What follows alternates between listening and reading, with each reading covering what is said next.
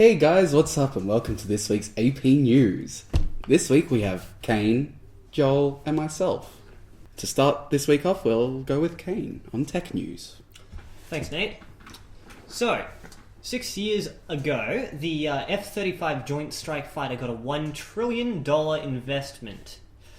So far, it's proved completely unsuccessful in the two main objectives.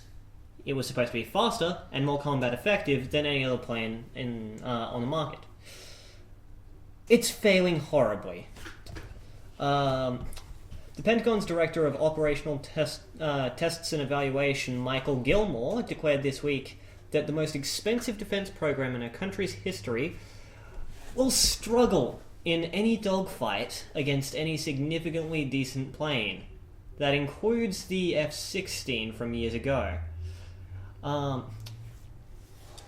In other news, the odd amount of $6,006.13 was paid to current MBA candidate and former Google employee Sanmay Ved, I'm pretty sure I'm saying that right, because it spells Google in numbers. Ved managed to buy Google.com on Google's own registration service for $12. Google cancelled the transaction a minute after he purchased the domain, but still gave him the amount of $6,006.13.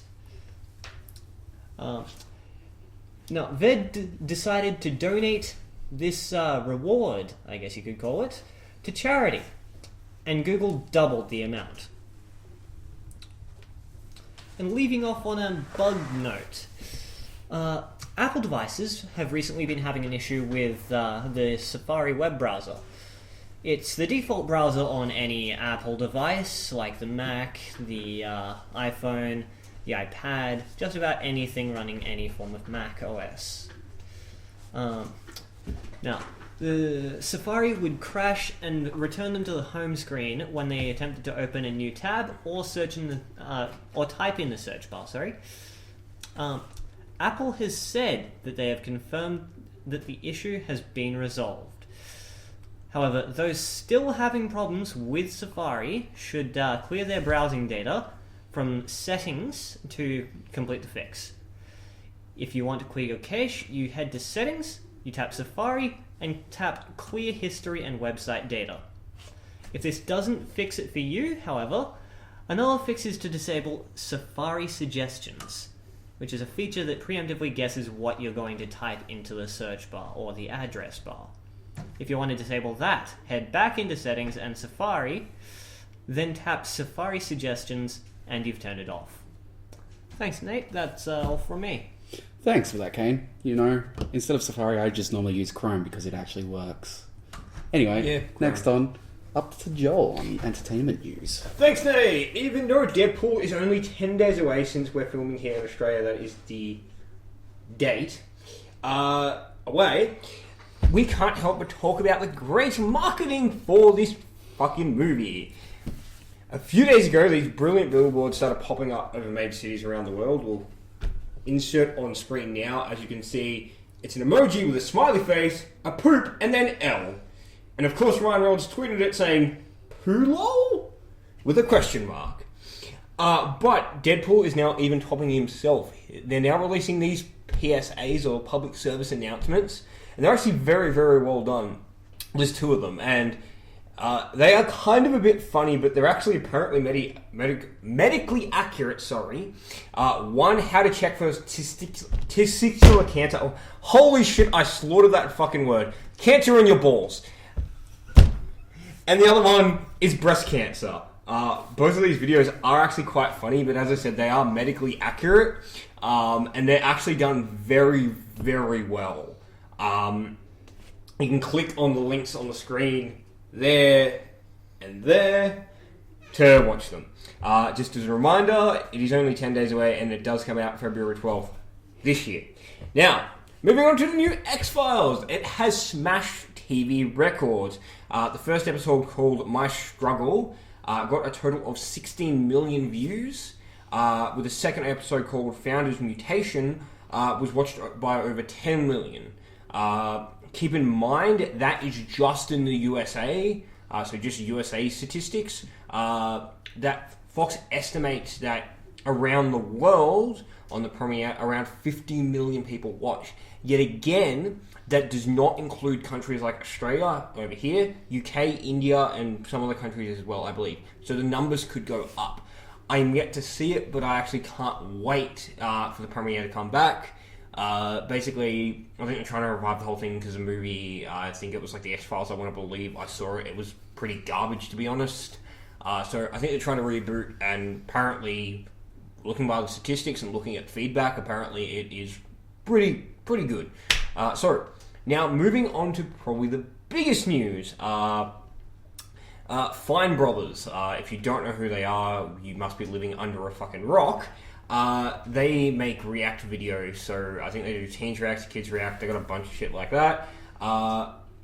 Basically, it was discovered recently. They were launching a new channel on Tuesday called React World. It was basically you could get a partnership with them. So kind of like you can use their logos and their branding and all that shit for like probably definitely a large cut of your profit that you make off those videos. I'm not sure how much it would be, but you're going to assume it's quite a large cut. Now that was dealt with a lot of backlash, but it got even worse when people found out they were actually going to try and trademark the word React. So that's they've got like Kids React, Teens React, YouTubers React. That's all trademarked, but they were trying to literally trademark the term React. That's a fucking verb. It's the dumbest thing I've ever heard of. On top of this, it was found out that they were also trying to send copyrights to people or send lawsuits to people that were doing React videos. Ellen, a few years back, actually got caught up in this as well. She made like a very similar to Kids React, to be fair, but it was kind of like kids reacting to old technology on her show. And apparently they actually made a tweet, and it was just like, oh, how fucking dare she do this? And it had like this hashtag Team Internet, we can beat it. It's incredibly fucking weird. No one knows what they're on about. But basically, people aren't going to stand for the shit because since the Tuesday, they have lost more than 170 million viewers. That is continuing to grow minute by minute. And I think basically what this says is you can't get big-headed and like don't be shit. It's actually pretty bad timing as well. Recently, Sony tried to mark the term Let's Play. That would have been incredibly dumb because like you can't trademark a word or like something which is so commonly used. Like Let's Play is very commonly used. React, anything like that. It's like someone trying to trademark the word gaming. I'm ranting now at this point, but basically I think it was very, very bad what they did, and I don't know if people like they could ever recover.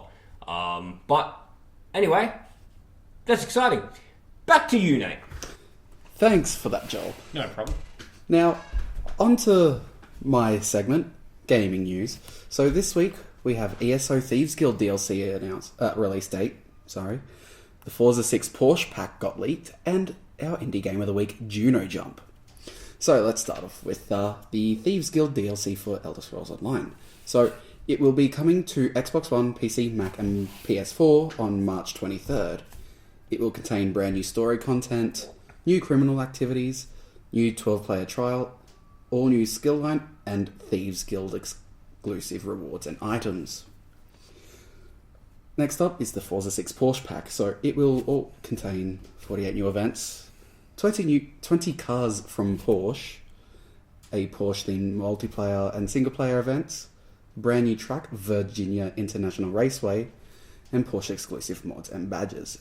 You can also earn up to 250 game score worth of Xbox Live achievements. Lastly, we have our indie game of the week, Juno Jump, by Manorock.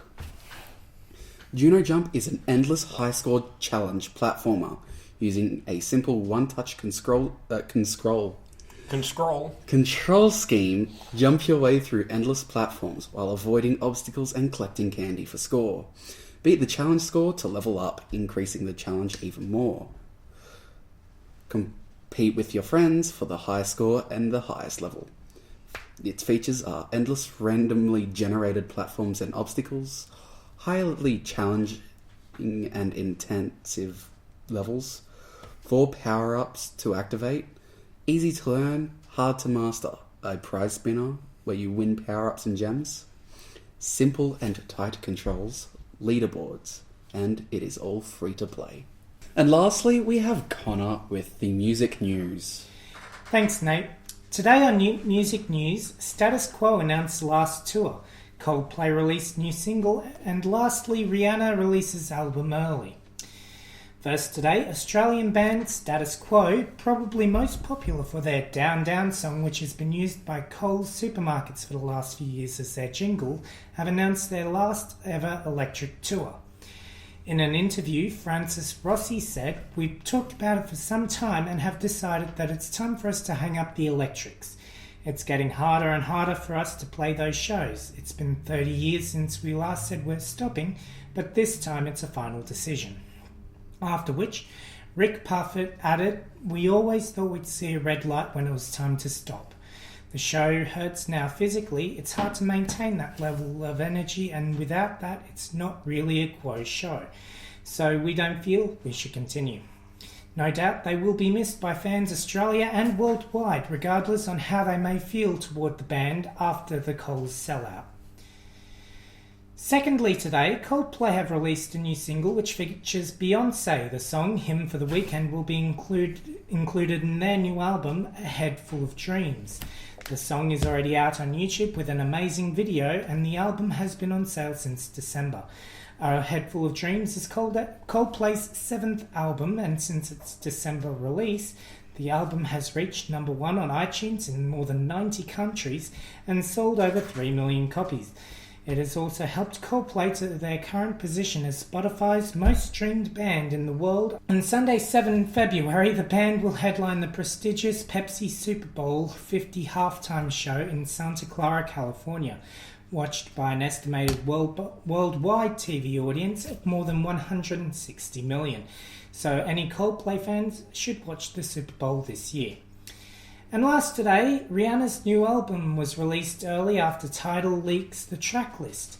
The album was set to release on the 29th of January, but since Jay-Z's music streaming website, Tidal, released the track list early, the release was pushed forward to the 27th instead.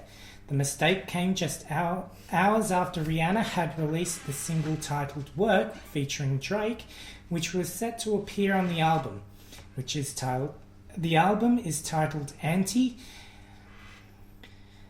The glitch was fixed within 20 minutes, but not before numerous Tidal users were able to view the tracklist for the album, and even some were able to preview snippets of the songs included. That's all from me in Music News today. Thanks, Connor. And now, that's the end of the news. Thanks for watching, and have an awesome time.